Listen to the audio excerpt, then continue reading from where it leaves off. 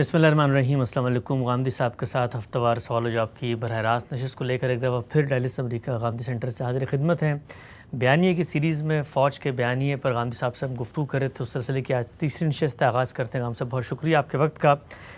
पहले नुक्ते पर कल आपसे बात हुई थी और आपने गुफ्तगू करते हुए एक जुमला कहा था कि 58 में जब सबसे पहले हमारे मुल्क में इस चीज़ का आगाज़ हुआ तब भी यही नुक्ता नज़र पेश किया गया था। लोगों ने पूछा है नीचे कि सन 58 में जो नुक्ता नज़र पेश किया गया था और जो मार्शल लॉ नाफिज़ किया गया था और फ़ौज की जानिब से पहली दफ़ा अमली इक़दाम किया गया, तो उसमें क्या बयानिया था जो पेश किया गया है।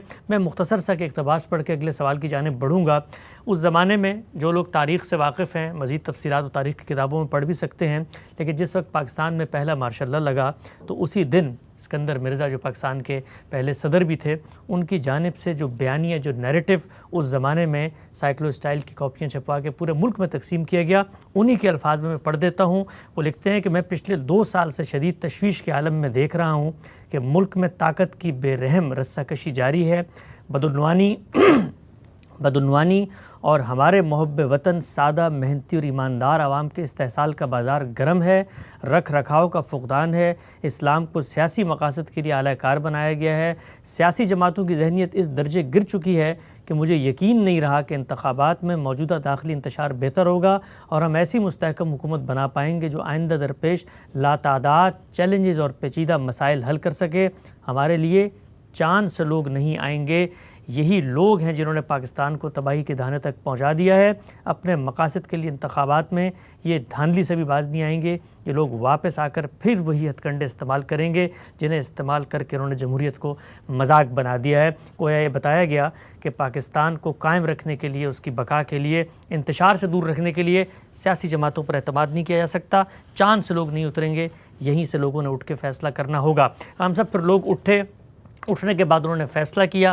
पहले नुक्ते पर हमने आपसे बात की थी, गुफ्तगू को आगे बढ़ाएंगे अगले नुक्ते की जानिब। ये जो नुक्ता है दूसरा, इस पर कुछ कहने की ज़रूरत नहीं है। हम जब से पैदा हुए इस तरह हमारे अकायद के कुछ अज्जा हैं, इसी तरह हमारे पाकिस्तानी होने के भी अज्जा में ये बात शामिल है। हम बचपन से किताबों में पढ़ते चले आए हैं कि हमारे मुल्क का एक अज़ली अबदी दुश्मन है और वो दुश्मन है कि जिसके साथ कभी भी हमारी वफ़ादारी और दोस्ती के ताल्लुकात कायम नहीं हो सकते। दूसरा नुक्ता क्या था पढ़ देता हूँ। तकसीम के वक्त से अब तक पाकिस्तान का एक हिस्सा भारत के कब्ज़े, तसल्लुत और जुल्म में है, जहाँ मज़लूम कश्मीरियों को भारत के मज़ालिम से बचाना हमारी ज़िम्मेदारी है। भारत इस लिहाज से बरह रास्त हमारा दुश्मन है। ये दुश्मनी 2 जंगों और फिर प्रॉक्सी वॉर के इस तरीके पर हर सतह पर वाज़ेह हो चुकी है, लिहाजा उससे दोस्ताना ताल्लुकात कायम नहीं किए जा सकते और जो कोई ऐसे करता है वो दरअसल मुल्क से वफ़ादार नहीं है। एक एक नुक्ते को अलग अलग चाहता हूँ हम सब तहलील करें। कहा जाता है कि 2 कौमी नज़रिया था, मुल्क अलग हुआ, हमने इस्लाम के नाम पे मुल्क बनाया। वो लोग चाहते थे वहाँ पर कि हमें ना रहने दें, हमारे दीन पर हम अमल ना कर सकें, मुल्क बनाया, मुल्क को उन्होंने तस्लीम नहीं किया, जंगें छेड़ी। अब वो हमारा दुश्मन है, वो ख़ुद कह रहा है दुश्मन है, अमल से वाज़ेह हो गया दुश्मन है। तो अब दुश्मनी के इस ताल्लुक़ को कायम रख के आगे बढ़ा जा सकता है ना, उससे दोस्ती कैसे की जा सकती? मैं इस पर तो ज़रा आगे जाके गुफ्तगू करूँगा जब ये बाकायदा एक नुक्ते के तौर पर ज़ेर बहस आएगा कि मुल्क क्यों बनाया गया और उसके पस मंज़र में क्या ज़रूरतें कार फरमा थीं। ऐसा क्या हुआ कि हिंदुस्तान मुत्तहिदा नहीं रह सका। यहाँ दुश्मन के बयानिए पर गुफ्तगू कर लेते हैं ताकि तवज्जो का पूरी तरह इर्तकाज़ रहे। हम जब ये कहते हैं कि फ़लाँ शख्स या फ़लाँ कौम मेरी दुश्मन है, तो इसकी 3 ही सूरतें हो सकती हैं। फ़र्द के बारे में ये कहें या कौम के बारे में कहें या किसी जमात के बारे में कहें। एक सूरत ये हो सकती है कि आसमान से वही आ रही है, अल्लाह ताला ने बता दिया कि फ़लाँ कौम या फ़लाँ शख्स के साथ तुम्हारी दुश्मनी हो गई। ये आपके इल्म में है कि अल्लाह ताला ने सैयदना इब्राहीम को जब वो अपने बाप के लिए इस्तिग़फ़ार कर रहे थे तो ये बताया कि वो तो मेरा और तुम्हारा दुश्मन हो चुका है। इसी तरह का मामला मुश्रिकीन अरब के बारे में ज़ेर बहस है। वहाँ भी जो अल्फाज इस्तेमाल किए हैं वो है कि अदुव्वी व अदुव्वकुम, मेरे और तुम्हारे दुश्मन हो गए ये लोग। ये तो अल्लाह ताला का मामला हुआ। एक सूरत ये हो सकती है। ये आप जानते हैं कि इसका दरवाज़ा बंद हो गया। अल्लाह ताला बराह रास्त बताया करते थे रिसालत में आप सल्लल्लाहु अलैहि वसल्लम पर नबूवत ख़त्म हो गई, लिहाजा इसका तो अब कोई इम्कान नहीं। दूसरी सूरत ये है कि आपका مخاطب خود کہے کہ میں تمہارا دشمن ہوں، میرے اور آپ کے درمیان اگر فرض کیجئے کہ دشمنی کا تعلق ہے اور میں نے آپ کے بارے میں یہ کہہ دیا ہے کہ آج سے ہم ایک دوسرے کے دشمن ہوں گے، تو یہ علانیہ دشمنی ہے، یعنی ایک بیان ہے جو سامنے آ گیا ہے۔ یہ ایسے ہی ہے کہ جیسے کوئی آدمی کسی جرم کا اعتراف کر لے تو اس کے بعد تو شہادتوں کی ضرورت نہیں رہتی، باقی عدالت میں گیا اور میں نے جا کے اعتراف کر لیا کہ میں چور ہوں، تو اب تو عدالت سزا دے گی، ظاہر ہے زیادہ سے زیادہ میرے اس بیان کی تحلیل کر لے گی۔ تیسری صورت یہ ہے کہ کسی معاملے میں فرد ہو یا جماعت یا قوم ایسے واضح شواہد سامنے آ جائیں کہ جن کی بنیاد پر آپ یہ کہیں کہ ان شواہد کے ہوتے ہوئے تو کوئی شبہ ہی نہیں ہے کہ فلاں شخص یا فلاں قوم یا فلاں گروہ میرا دشمن ہے۔ تین ہی صورتیں ہوں گی نا۔ تو یہ آپ جانتے ہیں کہ پہلی صورت تو میں نے عرض کر دیا کہ پیغمبروں کے ساتھ ختم ہو گئی، نبوت ختم ہو گئی۔ کیا اس پوری تاریخ میں ہندوستان کی طرف سے کوئی باقاعدہ اعلامیہ جاری کیا گیا ہے کہ ہم پاکستان کے دشمن ہیں؟ یعنی کبھی آپ نے پڑھا ہو، کبھی کسی جگہ یہ بات کہی گئی ہو؟ کیا مہاتما گاندھی نے ایسا کہا تھا؟ کیا جواہر لال نے ایسا کہا تھا؟ کیا جب ہم بہادر لال شاستری سے بات کر رہے تھے تاشکند میں اس وقت کوئی اس طرح کا اعلان جاری ہوا تھا؟ کیا اب کوئی اس طرح کا بیان آپ نے سنا ہے جس میں یہ کہا گیا ہو کہ پاکستان کے ساتھ ہماری دشمنی ہے؟ یہ کہ پاکستان ہمارا دشمن ہے اس کی مثال نہ دیجیے گا، ہم پاکستان کے دشمن ہیں۔ اس لیے کہ یہ بتانا ہوگا نا آپ کو، اس کے لیے دلائل دینے ہوں گے۔ ہم کہہ رہے ہیں یا پاکستان کے لوگ یہ کہہ رہے ہیں یا اس بیانیے کے مصنفین یہ کہہ رہے ہیں کہ ہندوستان پہلے دن سے ہمارا دشمن ہے، ازلی ابدی دشمن ہے۔ سوال یہ ہے کہ وہ اس کا اقراری مجرم ہے، ایسا کہا ہے انہوں نے کسی جگہ؟ کوئی اگر آپ کو تاریخ میں ملا ہو تو اس طالب علم کے علم میں اضافہ کیجیے۔ اس کے بعد ایک ہی صورت باقی رہ جاتی ہے کہ شواہد پیش کریں۔ تو اب یہ آپ کا امتحان ہے، اس کے شواہد پیش کریں۔ میں ایک ایک کی تحلیل کر کے بتاتا ہوں کہ ان کی کیا حقیقت ہے۔ جو بظاہر آپ کو نظر آتے ہیں شواہد وہ بیان کر دیجئے، اگر مزید تحقیق کر کے کچھ شواہد اکٹھے کرنے ہوں تو وہ بھی اکٹھے کر لیں، اور پھر مجھے بتائیں کہ کیا چیز ہے جس کی بنیاد پر یہ کہا جاتا ہے کہ وہ ہمارے ازلی دشمن ہیں، یا ان کے ساتھ ہماری دشمنی اب ایک الہی دشمنی بن گئی ہے، یہ تو خدائی فیصلہ ہو گیا ہے۔ وہ کیا چیز ہے، یعنی اس کے شواہد کیا ہے؟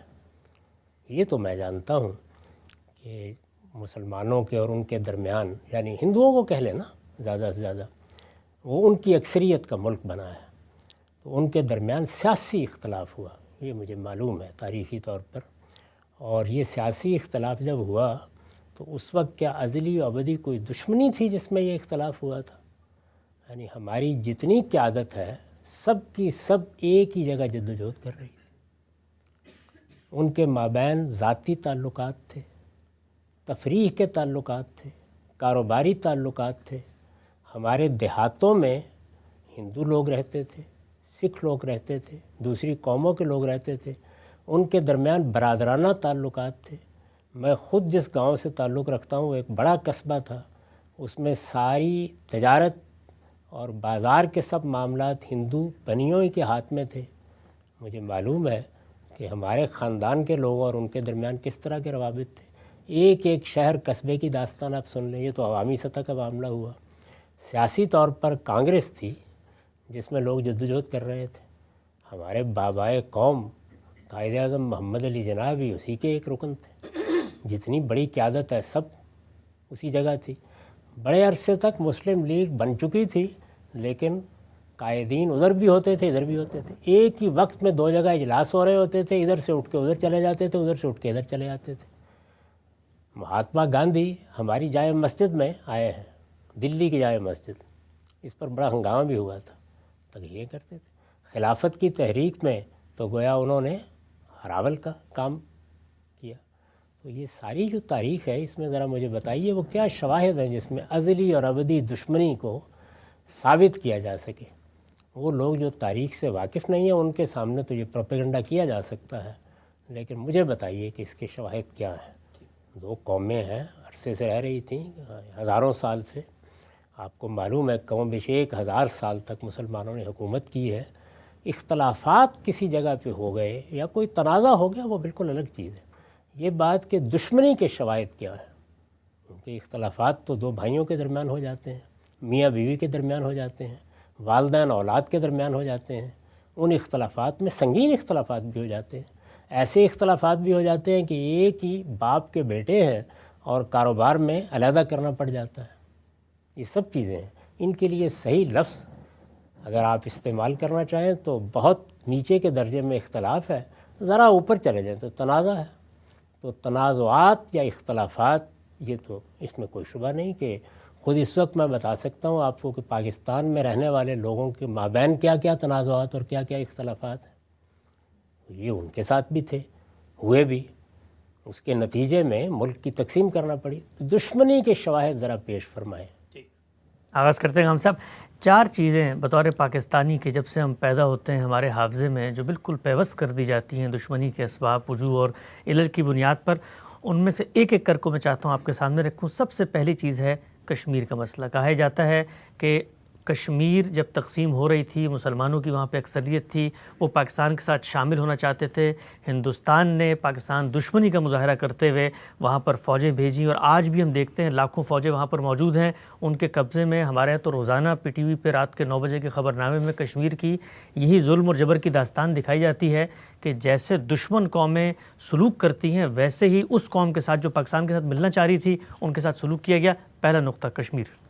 اس کا مطلب یہ ہے کہ آپ نے بھی اس دشمنی کی ابتدا ازل و ابد سے نہیں کی، سن 47 سے کی ہے، ایسا ہی ہے نا؟ اب دیکھیے الفاظ کا اسراف کیسے ہوتا ہے، کیسے ہم بولتے ہیں یہ الفاظ۔ بالکل آپ نے ٹھیک بیانیہ روایت کیا ہے کہ ازلی و ابدی دشمن ہے، تو یہ ازل تو 1947 سے شروع کیا نا ابھی آپ نے، میں اس کی تحلیل ابھی کرتا ہوں، یعنی یہ 1947 سے۔ اس کا مطلب ہے کہ اس سے پہلے کیا تھا؟ یعنی اس سے پہلے یہ مسلمان قوم، یہ ہندو قوم، یہ یہاں کی مسیحی اقوام، یہ مل کے آزادی کی جدوجہد کر رہی تھی۔ اس میں یہ اختلاف ضرور ہوا کہ کیا ہندوستان کو متحدہ ہندوستان کی حیثیت سے ایک ایسی مملکت بننا ہے جیسے کہ موجودہ زمانے میں اب قومی ریاستیں بن رہی ہیں، یعنی قومی ریاستیں کسی ایک رنگ یا نسل یا مذہب کے لوگوں کی نہیں ہوتی، بلکہ وطن کی بنیاد پر جو لوگ بھی وہاں رہ رہے ہوتے ہیں ان سب کا ملک ہوتا ہے، اور وہاں وہ جمہوری طریقے کے اوپر انتخابات کے ذریعے سے اپنے فیصلے کرتے ہیں۔ یہی اصول تھا، اسی پر ساری بات ہو رہی تھی۔ اس میں یہ مسئلہ پیدا ہو گیا کہ چونکہ ہندوؤں کی بہت بڑی اکثریت ہے، یعنی مسلمان 1/3 بھی نہیں ہیں، اس میں اس کا اندیشہ ہے، اور اس کے بعد قرائن اور شواہد بھی سامنے آ گئے، اس کا اندیشہ ہے کہ ان دونوں قوموں کے مابین غلبے کی ایک نفسیات پیدا ہوگی، اور چونکہ اس سے پیچھے تاریخ بھی رہی ہے، اس کا شدید اندیشہ ہے کہ مسلمانوں کے حقوق ان کو نہیں ملیں گے۔ وہ حقوق کیا ہوتے ہیں قومی لحاظ سے؟ یعنی ہر قوم ایک تہذیب رکھتی ہے، اس کی کوئی زبان ہو سکتی ہے، اس کی کوئی روایات ہو سکتی ہیں، اس کی کوئی ثقافتی اقدار ہو سکتی ہیں، یہ متاثر ہوں گی۔ یہ بات ہوئی۔ اب اس میں 2 نقطہ نظر پیدا ہو گئے۔ ایک نقطہ نظر یہ تھا کہ نہیں، ایسا کچھ نہیں ہوگا، بہت بڑی تعداد میں مسلمان ہیں، کوئی 10-20 تو ہے نہیں، کروڑوں کی تعداد میں ہے، تو یہ اپنے آپ کو منوائیں گے۔ بلکہ بہت سے علاقے ہیں ایسے ہندوستان کے، متحدہ ہندوستان کی بات میں کر رہا ہوں، کہ جس میں ان کی اپنی صوبائی حکومتیں بن جائیں گی، تو اس لیے ایک توازن پیدا ہو جائے۔ ایک نقطہ نظر یہ تھا، میں اس کی کوئی تفصیل نہیں اس وقت کرنا چاہتا۔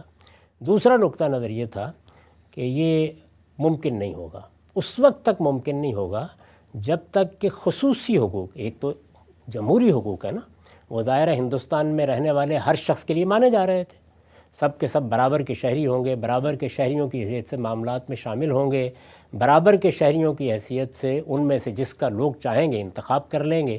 یہ اصول تو طے شدہ تھا، اس میں کوئی اختلاف نہیں تھا۔ لیکن مسلمانوں کی قیادت کا احساس یہ تھا کہ نہیں، برابری کا اصول ٹھیک نہیں ہے، مسلمانوں کو اپنے حقوق کے معاملے میں، وہی حقوق جو میں نے گنوا دیے ہیں، کچھ تحفظات کی ضرورت ہے۔ ان تحفظات کے لیے مختلف گفتگویں ہوئیں، باتیں ہوئیں، اس میں خاص طور پر محمد علی جناح کے 14 نکات سے آپ واقف ہیں۔ وہ 14 نکات کیا تھے؟ آپ کے ویسے بیانیے کے بھی 14 ہی نکات ہیں۔ تو ان 14 نکات میں مسلمانوں نے ان حقوق کا ایک جامع خلاصہ پیش کر دیا کہ یہ ہمیں ملنے چاہیے۔ اس پر اتفاق بھی ہو سکتا تھا، نہیں ہوا، اور اتفاق کیوں نہیں ہوا؟ اس کی وجہ یہ ہے کہ دوسرا فریق یہ سمجھتا تھا کہ اس طرح سے ہم ایک بری روایت ڈال رہے ہیں، آج ایک قوم کے ساتھ یہ معاملہ کریں گے، کل دوسری قوم کے ساتھ کریں گے۔ اب مثال کے طور پر دیکھیں نا کہ یہ امریکہ ہے، اس میں ہم بیٹھے ہوئے ہیں، اس میں بہت سی اقوام ہیں، اس میں زبانوں میں بھی اختلاف ہے، یہاں بہت لوگ ہیں جو اسپینش زبان بولتے ہیں، بہت سے جو انگریزی زبان بولتے ہیں، رنگوں کا بھی اختلاف ہے۔ تو اس میں اگر ایک ایک قومیت کو آپ الگ الگ حقوق کے لحاظ سے دیکھیں تو کوئی نظم نہیں وجود میں آتا۔ دوسروں کا نقطہ نظر یہ تھا، مسلمان یا مسلمانوں کی قیادت بتدریج پہلے مرحلے میں ایسا نہیں تھا، اس نتیجے تک پہنچی کہ نہیں یہ ہماری ضرورت ہے، اس پر اتفاق نہیں ہو سکا۔ یہ دو نقطہ ہے نظر کا اختلاف تھا، جب اس پہ اتفاق نہیں ہو سکا تو تقسیم پر راضی ہو گیا۔ تو ازلی ابدی دشمنی کا تو کوئی سوال نہیں تھا، ایک نزاع واقع ہوئی، اس میں یہ نقطہ نظر تھے، اس پر اب ہم اس پہ گفتگو نہیں کرتے کہ کس کا موقف درست تھا کس کا غلط تھا۔ اس نزاع کے نتیجے میں فیصلہ یہ ہوا، جیسے کہ عام طور پہ ہوتا ہے کہ بھئی ہیں تو ہم ایک ہی باپ کے بیٹے، لیکن اب یہ کاروبار اکٹھا نہیں ہو سکتا، اب بہتر ہے الگ الگ ہی کر لیں۔ تو بہت سلیقے کے ساتھ جس کو قائد اعظم نے بیان کیا کہ ہم تو ایسے تعلقات کی توقع رکھتے ہیں جیسے کینیڈا اور امریکہ کے تعلقات ہیں، یہ قائد اعظم کے الفاظ ہیں۔ اور اس زمانے میں جب یہ جدوجہد ہو رہی تھی کسی کے وہم و گمان میں بھی نہیں تھا، لیڈر حضرات آپس میں ملتے تھے، بات کرتے تھے، بیٹھ کے کھانا کھاتے تھے، سب معاملات طے کرتے تھے، آپ پوری تاریخ کا مطالعہ کر لیں، اس میں یہ طے ہو گیا۔ جب ظاہر ہے کہ اس طرح کی علیحدگی ہوتی ہے تو ایک خاندان میں بھی ہو تو کچھ تلخی آ جاتی ہے، طبائع میں آ جاتی ہے، گفتگوؤں میں آ جاتی ہے، لیکن اتنی ہی تھی جتنی عام طور پر دنیا کے نزاعات میں آتی ہے۔ تو ایک تو یہ پس منظر میں نے خود بتا دیا کہ اگر کوئی دشمنی کہیں سے برآمد کرنی ہے اس کے اندر سے تو ابھی کر لیں پہلے، تاکہ ہم سن 47 پر اطمینان کے ساتھ آ سکیں۔ اس کے بعد اب کشمیر کے معاملے پہ آئیے، اس میں بھی لوگوں کو کچھ علم حاصل کرنے کی ضرورت ہے۔ ہندوستان جس پر برطانیہ عظمیٰ کی حکومت تھی، لوگوں کو معلوم ہونا چاہیے کہ یہ سارا کا سارا ہندوستان ایک طریقے سے جیسے امریکہ چل رہا ہے یا برطانیہ چل رہا ہے اس طرح نہیں چل رہا تھا۔ انگریز جب یہاں آئے تو انہوں نے آ کے یہاں مغلوں کی حکومت بتدریج ختم کی۔ اس کے بعد بعض علاقے تھے جہاں پر جو تعلقے داریاں تھیں یا آپ کہہ سکتے ہیں کہ چھوٹی چھوٹی ریاستیں تھیں، ان کو بھی انہوں نے ایسے حالات پیش آئے کہ جنگ و جدال کی نوبت آ گئی یا معاملہ نہیں ہو سکا تو ختم کر دیا۔ اس سے ایک بڑا علاقہ وہ تھا جس کو انگریزی حکومت براہ راست کنٹرول کرتی تھی، اس کو برطانوی ہند کہا جاتا تھا، ایک بڑا علاقہ تھا، اس میں کوئی 17 کے قریب صوبے بن گئے ہوئے تھے، لیکن یہ سارا ہندوستان نہیں تھا۔ سارے ہندوستان میں آپ جانتے ہیں 565 نیم خود مختار ریاستیں تھیں، ایک نہیں، دو نہیں، 565۔ ان میں سے تقسیم کے بعد 13 ریاستیں پاکستان کے حصے میں آئی تھیں، تو اس لیے باقی کتنی رہ گئیں؟ 552، یعنی ادھر بھی اتنی رہ گئی تھی باقی۔ پورے بر صغیر میں کہیے یا متحدہ ہندوستان میں کہیے تو 565 ریاستیں تھیں۔ ان ریاستوں کا اپنا نظام تھا، ان کے اپنے معاملات تھے۔ آپ نظام حیدرآباد سے واقف ہیں، آپ بھوپال سے واقف ہیں، ان میں ریاستی نظم وہاں کے موروثی حکمران چلا رہے تھے، ہندو بھی تھے مسلمان بھی تھے۔ انگریزوں نے ان کو اسی طرح باقی رکھا ہوا تھا، یعنی وہ بحیثیت مجموعی پورے ہندوستان پر حکومت کرتے تھے۔ ان ریاستوں کے بھی مثلاً بہت سے معاملات جیسے بین الاقوامی تعلقات ہیں، خارجہ پالیسی ہے، افواج ہیں، وہ دیکھتے تھے، لیکن یہ ریاستیں اپنے سکے جاری کرتی تھیں، یہ ریاستیں اپنی چھوٹی چھوٹی فوجیں رکھتی تھیں، یہ ریاستیں اپنے تمام معاملات انجام دیتی تھیں۔ یہ کتنی تھیں؟ 565، معمولی تعداد نہیں ہے۔ تو اب یہ سوال پیدا ہوا کہ یہ 565 ریاستوں کا کیا مستقبل ہے؟ یعنی انگریزوں نے تو یہ طریقہ اختیار کیا۔ آپ جانتے ہیں کہ ہم لوگوں نے 10 سال ملیشیا میں گزارے ہیں، وہاں پر بھی یہی صورتحال تھی، یعنی اب بھی وہاں 9 ریاستیں اپنے موروثی حکمرانوں ہی کے تحت ہیں۔ تو آپ اگر وہاں کے میوزیم میں جائیں تو وہاں وہ دستاویز ہے جس میں انہوں نے ملیشیا کی آزادی کا فیصلہ کیا ہے، اس میں انہوں نے یہ طے کرایا کہ آپ ان ریاستوں کی موروثی حکمرانی ختم نہیں کریں گے، یعنی ملیشیا میں۔ یہاں بھی سوال تھا کہ اب کیا ہوگا، یعنی باقی تو چلیے برطانوی ہند تو براہ راست ان کے قابو میں ہے، لیکن یہاں تو حکمران ہے نا، کہیں نظام ہے اور کہیں راجہ ہے اور کہیں مہاراجہ ہے. یہاں کیا ہوگا، کیا کیا جائے گا؟ اس میں دو نقطہ ہے نظر تھے، ایک کانگریس کا اور ایک مسلم لیگ کا. دل تھام کے سنیے گا. کانگریس کا نقطہ نظر یہ تھا کہ جب آپ تقسیم اس اصول پر کر رہے ہیں کہ جہاں جس کی زیادہ آبادی ہے وہ اس کے ساتھ ہوگا، یہی اصول تھا نا. یعنی آپ نے جمہوری اصول پر یہ ملک بنایا تھا. جن جگہوں پر برطانوی ہند کے جن صوبوں میں، مثلا پنجاب میں، مثلا سندھ میں، اگر مسلمانوں کی اکثریت ہے تو یہ پاکستان کا حصہ ہوں گے، اور اگر کسی جگہ مسلمانوں کی اکثریت نہیں ہے، جیسے یو پی میں مسلمانوں کے بہت سے ادارے تھے، بڑی شخصیات تھیں لیکن اکثریت نہیں تھی، تو وہاں پر ہندوستان کی عملداری ہوگی. یہی اصول تھا. یہ کانگریس کا کہنا یہ تھا کہ جب ہم ایک نئے دور میں داخل ہو گئے ہیں، یہ راجے مہاراجے اب ماضی کا قصہ ہیں، تو اس وجہ سے وہاں کے لوگوں کو موقع دیجیے. جہاں جس کی اکثریت ہے اس میں ذرا مزید سن لیجئے کہ حیدرآباد میں حکومت تو مسلمانوں کے پاس تھی. نظام حیدرآباد یہ آپ جانتے ہیں نا، یہ ایک بڑی حکومت تھی، بلکہ ہندوستان کی ریاستوں میں غالباً سب سے بڑی ریاست تھی. مسلمانوں کی حکومت تھی لیکن اکثریت ہندوؤں کی تھی. آبادی کے لحاظ سے مسلمان اقلیت میں تھے، بڑی تھوڑی تعداد تھی ان کی، حکمران وہ تھے. اچھا، ادھر کشمیر میں دیکھیے کہ مسلمان آبادی کے لحاظ سے اکثریت میں تھے، لیکن اس پر قبضہ کس کا تھا؟ یا جو مہاراجہ تھے سکھ تھے، چلا آ رہا تھا ان کے پاس ہی. آپ نے دلیپ سنگھ کا نام بھی سنا ہوگا، اور بھی لوگوں کے نام سنے ہوں گے. تو یہ صورتحال تھی. یعنی بعض ریاستیں ایسی تھیں جس میں حکمران مسلمان تھا، ان 565 ریاستوں میں سے حکمران مسلمان تھا لیکن رعایا زیادہ ہندو تھے، یا راجہ مہاراجہ حکومت کر رہا تھا اور اکثریت مسلمانوں کی تھی. تو جب یہ تقسیم ہوئی تو اب مسلم لیگ کا نقطہ نظر کیا تھا؟ میں بتایا کانگریس کا نقطہ نظر کیا تھا کہ جمہوری اصول کے اوپر لوگوں کو حق دینا چاہیے، لوگ فیصلہ کریں گے. تو لوگوں کی اکثریت نظر آ رہی ہے، کہیں اگر تھوڑا بہت اختلاف ہے تو ظاہر ریفرنڈم ہو جائے گا، استصواب ہو جائے گا. مسلم لیگ کا نقطہ نظر نہیں تھا، نہیں، یہ راجے مہاراجے فیصلہ کریں گے، یعنی ان کو حق دیا جائے. آگے ان ریاستوں کی تقدیر کا، 565 ریاستوں کی تقدیر کا فیصلہ ان کے حکمران کریں گے.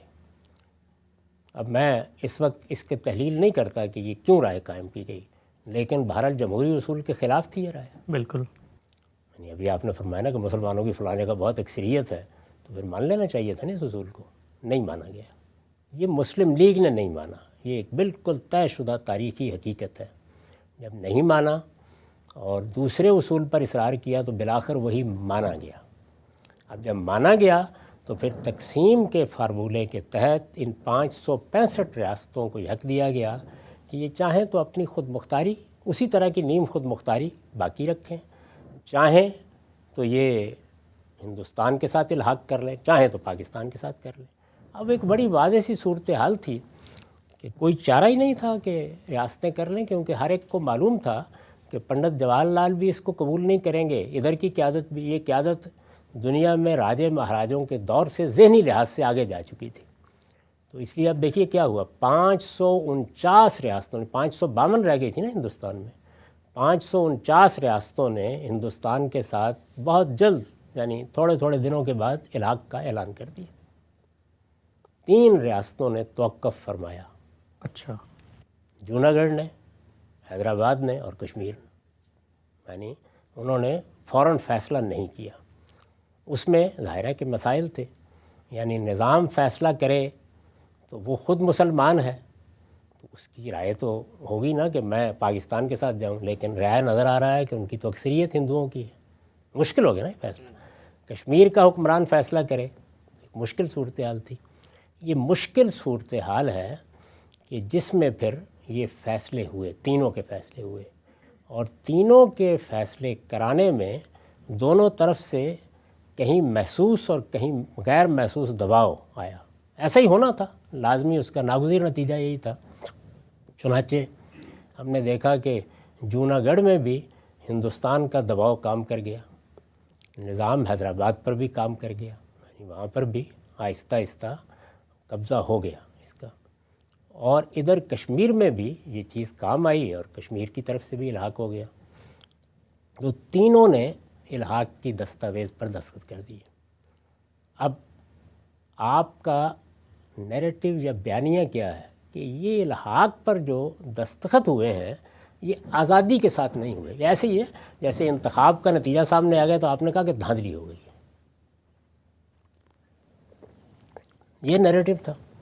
اس نیریٹو میں یہاں سے کچھ مجاہدین اٹھے اور انہوں نے اٹھ کے تقسیم کی ہمہ ہمی تھی، یعنی ابھی کوئی افواج نے اس طرح سے کنٹرول حاصل نہیں کیا تھا۔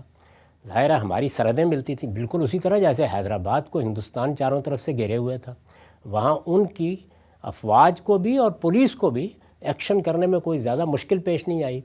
ادھر سے ہمارے ہاں سے مجاہدین سے کہا گیا کہ اب قبضہ کر لو کشمیر پر، اور اس میں ظاہر ہے کہ ہماری اس وقت کی جو کچھ بھی افواج میں لوگ تھے انہوں نے بھی کردار ادا کیا۔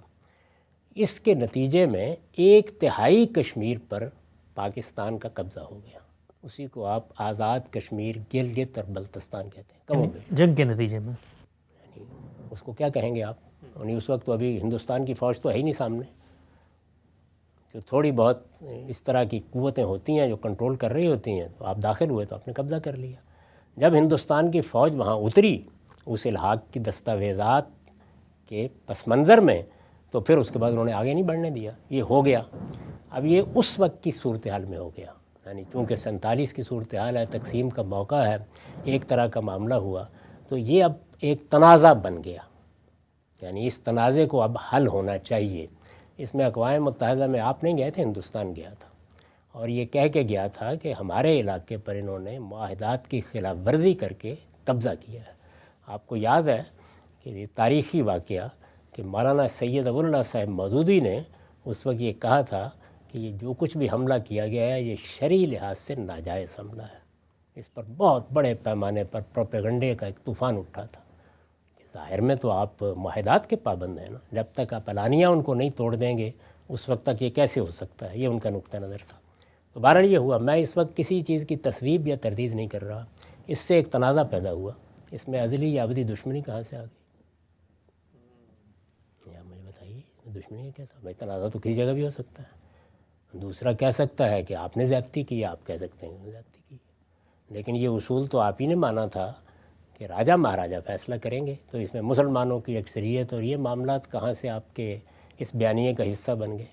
لیکن جب مثلا اقوام متحدہ نے کہا کہ آپ استصواب سے، تصویب سے، لوگوں کی رائے سے، ریفرینڈم سے فیصلہ کر لیں، تو ہم تو آج تک یہی کہتے ہیں کہ اقوام متحدہ کی قراردادوں کے تحت لوگ فیصلہ کریں کشمیر کے، وہاں کے لوگ تو کھڑے ہوئے ہیں پاکستان کے ساتھ، لیکن ہندوستان ان کو فیصلہ ہی نہیں کرنا یہ دیتا۔ تو آپ نے اصول مانا ہی نہیں تھا نا، یہ تو بعد میں پنڈت جواہر لال نہرو نے اقوام متحدہ میں خود پیشکش کر دی کہ ہم استصواب کرا دیں گے، آپ نے تو یہ اصول مانا ہی نہیں تھا۔ کیوں نہیں کراتا ہندوستان استصواب؟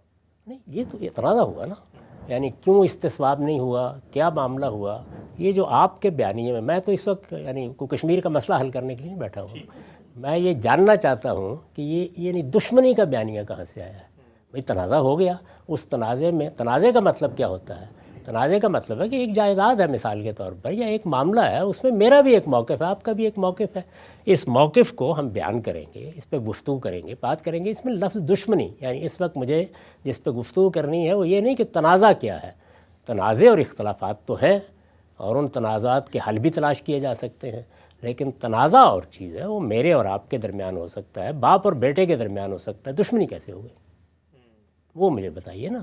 دشمنی کی بنیاد ذرا واضح کریں، یہ پہلے آپ کے جو مثال آپ نے دی ہے اس پر میں نے اپنی معروضات پیش کرتی ہم سے جو پہلی مثال ہمارے ہاں بالعموم اس نیریٹو کے حق میں دی جاتی ہے کہ فوج کی جانب سے کہا جاتا ہے کہ بھارت ہمارا ازلی ابدی دشمن ہے اور وہ پاکستان کے وجود کے لیے خطرہ ہے، اس کے ساتھ دوستانہ تعلقات استوار کرنا، اس کے ساتھ اس طرح کی برادرانہ تعلقات اور دوستیوں کو لے کے بڑھنا ملک کے لیے وفاداری نہیں ہے۔ اس میں جو پہلا استدلال کے طور پہ نقطہ پیش کیا جاتا ہے وہ کشمیر کا مسئلہ ہے، اس کا پس منظر کیا ہے؟ کیا وہ دشمنی کی بنیاد ہے یا محض ایک سیاسی تنازع ہے؟ اس پر غام صاحب سے آج ہم نے گفتگو کی، آگے بڑھائیں گے، سلسلے کو لے جانیں گے کہ دشمنی کے لیے کچھ اور بھی حقیقی شواہد اور بنیادیں ہیں۔ مثلا 2 جنگیں اس ملک میں مسلط کی گئیں اور ہم نے دیکھا کہ ہم نے اپنے وجود اور اپنی بقا کا پھر تحفظ کیا، سالمیت کا تحفظ کیا بھارتی سے، ان کا کیا پس منظر تھا، اس سب کو بھی جانیں گے انشاءاللہ۔ باقی نکات بھی زیر بحث آئیں گے۔ وقت یہاں پر ختم ہوتا ہے، دوبارہ حاضر خدمت ہوں گے، اب تک آپ کا بہت شکریہ۔